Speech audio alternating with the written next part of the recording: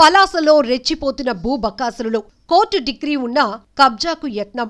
పోలీసులకు ఫిర్యాదు చేసిన బాధితుడు. ప్రముఖ వ్యాపార కేంద్రంగా దినదినాభివృద్ధి చెందుతున్న పలాసలో భూ బకాసురులు రెచ్చిపోతున్నారు.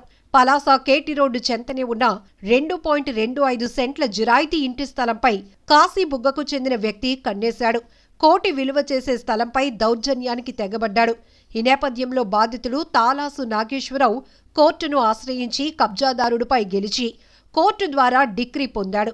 తన ఇంటి స్థలంలో బోరు వేయటానికి సిద్ధపడగా ఓడిన కక్షిదారుడు మళ్లీ ఆ స్థలంపై దౌర్జన్యానికి పాల్పడటంతో ఇరువురి మధ్య వాగ్వాదం జరిగింది.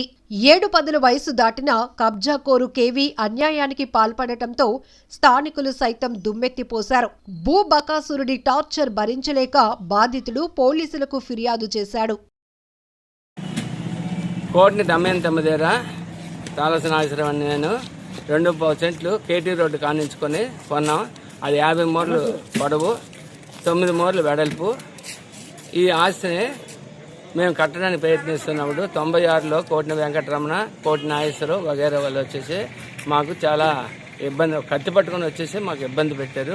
ఆ ఇబ్బందిని తట్టుకోలేక మేమేమో పోలీస్ స్టేషన్కి వెళ్తామంటే కొంతమంది అన్నారు మీరు కోర్టుకు వెళ్ళండి మీకు న్యాయం జరుగుతుంది, పోలీస్ స్టేషన్ మీకు ఏం జరుగుతుంది అని అంటే మేము కోర్టుకు వెళ్ళాము.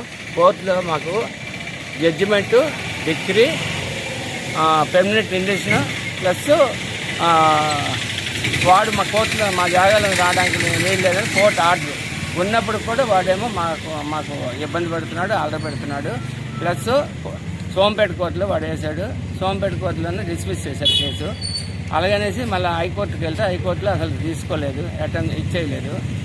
అది పరిస్థితి. మాకు న్యాయం చేయాలని కోరుతున్నాం. ఇంకేం చెప్పాలని చూడండి.